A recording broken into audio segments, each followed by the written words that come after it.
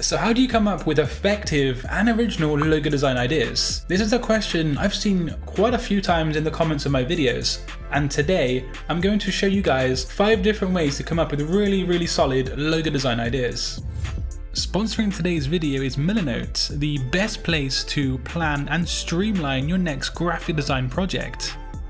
Milanote allows you to generate ideas and concepts with ease, and then to evolve those creations to final design solutions.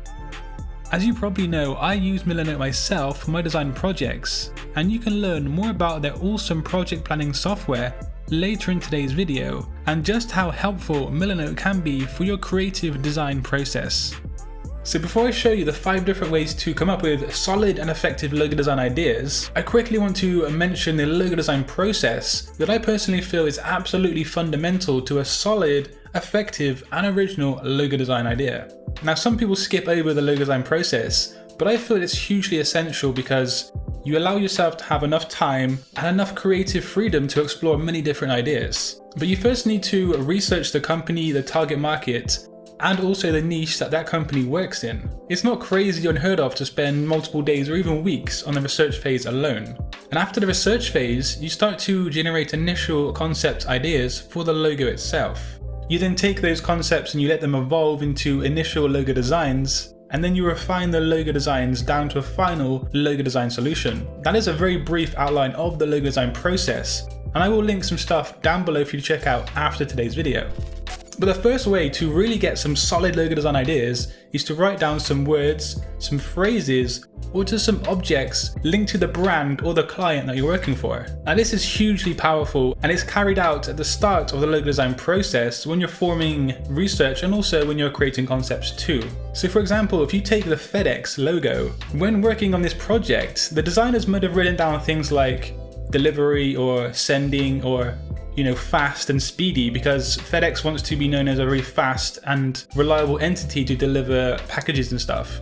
And so the arrow that's neatly hidden within the E and X can represent stuff being moved forward in a very fast motion. And another example would be Rolex, the Rolex watches. They might have written down things like superior or fancy or premium. And one of the concepts that came to mind was a crown that resembles king, it resembles being right at the very top.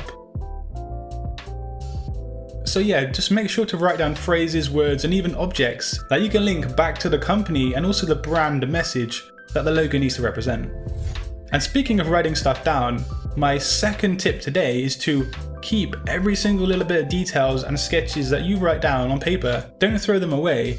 Keep them, because you never know how your creative process is going to evolve. And you might look back at a later stage and realize that this was a good idea, but at the time, you kind of disregarded it. You might review one of your initial ideas and then have a completely different outlook on that very same idea, which will take you down a completely different path. So the third tip is to give at least 24 to 48 hours for each individual idea to kind of evolve and flourish. Similar to the last tip, this has to do with how you look at an idea or a concept. When you're right in the midst of designing and coming up with ideas, the way you look at things might be different after you've given it like 2 or 3 days. The way our minds work is quite interesting, because you can work on something one day and then work on the very same thing the next day, and you'll be viewing it in a completely different perspective and a viewpoint. So this is why it's a good idea to let things evolve and have time to, flourish in your mind and also on paper or on screen.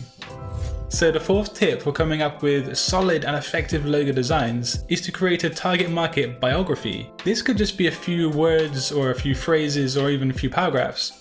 Or you might even want to make a quick sketch of the target market.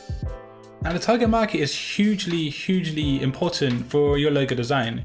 You need to be tailoring every aspect of the design to a specific group of people, which you should know from the brief and from the research phase of the logo. So write down a few things about this group of people. Where do they go to eat? What do they like to do in their free time? What kind of occupation do they have? What car do they drive? What clothes do they wear? You really want to know these people inside out, because the more you know them, the better you can actually target them through the logo design. Yeah, and it might even help to, make a quick sketch of this person and, draw some lines with notes about this group of people. This is one of the most important parts of the logo design process, and I think some people don't even appreciate it.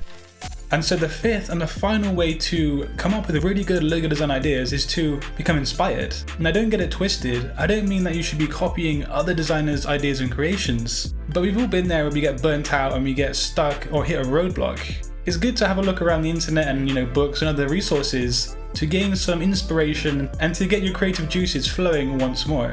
I will link some really great resources down below for you to become inspired if you do hit one of those roadblocks. But yeah, big thanks to Milanote for sponsoring today's video. I really do highly recommend it, and I've been using it for nearly 2 years now myself.